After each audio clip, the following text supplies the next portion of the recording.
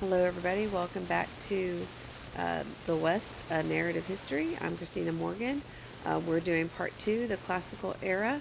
This is chapter 3, Aegean Civilizations, and we are in part 3, where we're going over the Aegean Dark Age, the Homeric era, and the beginnings of the Hellenic era.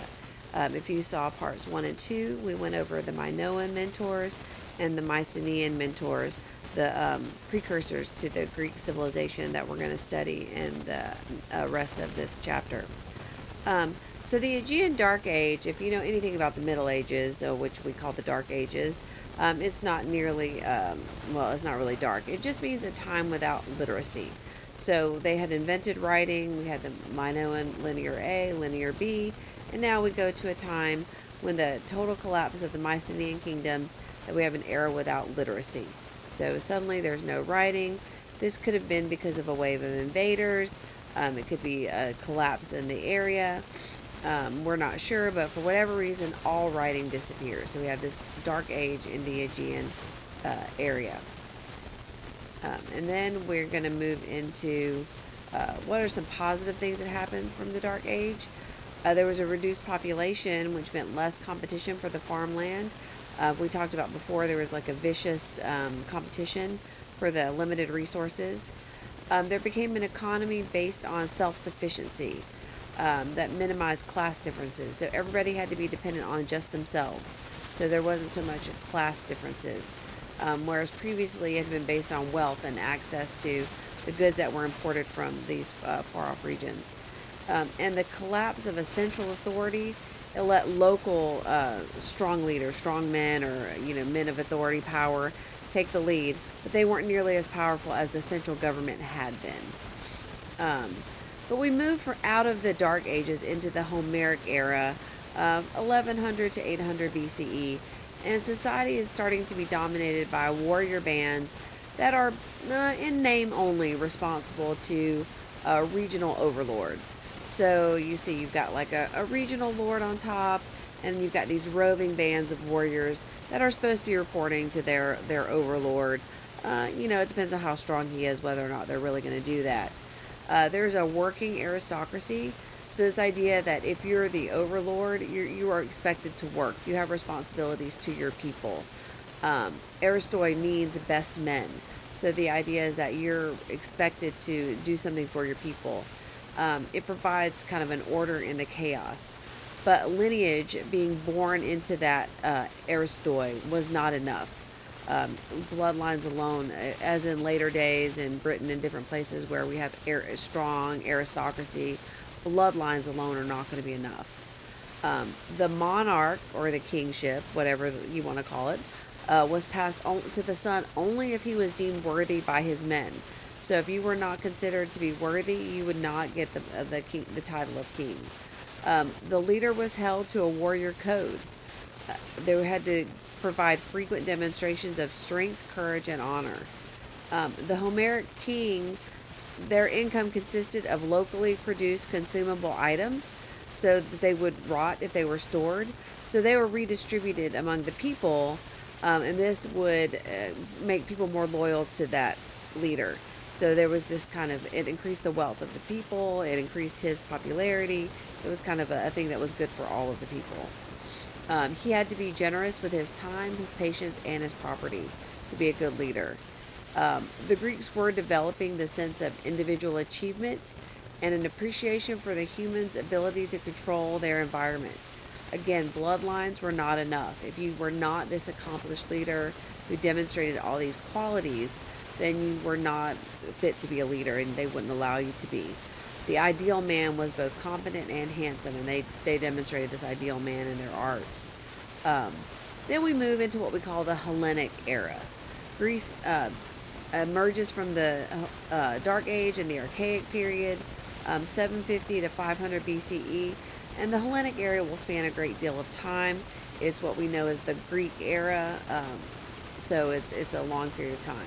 Stability returns, population increases, and there's new pressure that creates political unrest in many of these Aegean settlements or cities. By choice or by force, settlers are sent out to found new colonies. because again, remember, Greece had limited resources, so they're sent out to found new colonies in these different areas. Trade networks expand. City-states ease the population crunch by sponsoring colonies, but they did not exploit their colonies. The colonies were independent and self-governing, and many were richer than the city-state that founded them. Colonists were exposed to the barbarians. They said it because they went bar, bar, bar, bar. The Greeks couldn't understand them, so that was their word for them, barbarians. That's how we get their word. And they created what they called pan-Hellenic institutions and cultural values. So they wanted to ensure that people stayed Greek wherever they were. And so they created these Greek cultural institutions to make sure that the people that were living in these colonies stayed Greek. So Greeks bring with them this novel social organization called the polis, or the city-state. And the polis is a really important concept because it's not just a political unit. It's a whole social engineering that involves all of society. So the polis is a unique thing. It used art, religion, education, sport, entertainment, and government authority to create what it calls the ideal citizen. So everyone is involved with every area of their life in this idea of the polis. They had these philosophical values of rationalism, competition, and individual action that met with the rigors or the challenges of this new environment. Humanism is an idea that comes from this. It's based on a rational human place that's amenable or agreeable to humanity's understanding and control. So it says the world is something we can understand, it makes sense, and we can, it's within our control. And humanism is an idea that will influence Western thinking for years.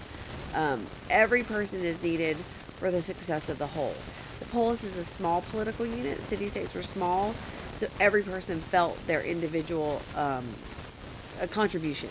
So everyone was needed, and you felt like you made a difference. This is a map of the Greek territories during this time, and this is Hesiod is a writer or artist. Here's Theogony. The hoplite infantry was the soldiers, or the type of military that they had back then in this particular period. The Greek infantry soldiers formed tightly organized companies, and they carried heavy armor. They usually waged war on each other. It was like other Greeks, Greek against Greek. But the ideal citizen soldier had a constant need for training and preparedness. You always had to be ready to pick up your armor and go. Athletic training was as much about entertainment as the purposes of training for this war. They had a gymnasium, that's where we get the word, and it had to deal with this idea of training. It made a more egalitarian or equal society, and enfranchisement, or giving people the right to participate as far as voting. So this idea of the infantry, the need for soldiers, gave people, or men, a better place in society. But because the society was so military-based, women had less of a place in it as far as voting. Greek women were to be seen, not seen. The ideal woman was never seen. There were certain classes of women that had to work. It was just part of the needs of the family. But if you were of a certain social class, you were never to be seen. You had a separate place in the house. Because men were soldiers, they married late, they would marry a younger woman. So they really didn't have a lot in common as spouses. They might not spend a lot of time together. So women really just did not have a good equal place in this particular society. And this is warriors and the hoplite army. This is kind of how they fought. They kind of fought with their armor, the front row with their shields put together, and they would bang against the others. But up next, we're going to talk about the rise of Sparta and Athens. This is the end of part 3. So please come back and join us in part 4 to discuss the rise of the two greatest city-states known in Western history.